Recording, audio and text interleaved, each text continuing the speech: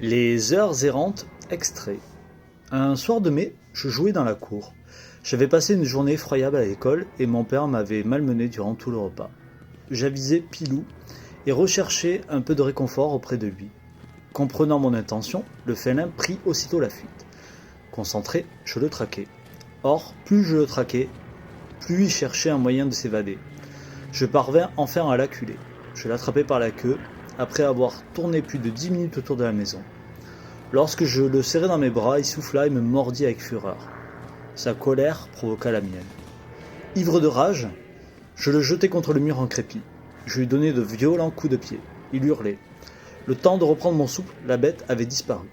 Quand je le perçus dans un recoin, je me baissai afin de me munir d'une grosse pierre blanche. Je le visai et le stoppai net dans sa course.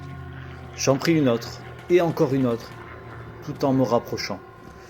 Quand je revins à moi, il n'était plus qu'une masse sanglante, une bouillie de chair et de sang, d'où s'échappait une langue rose et pendante.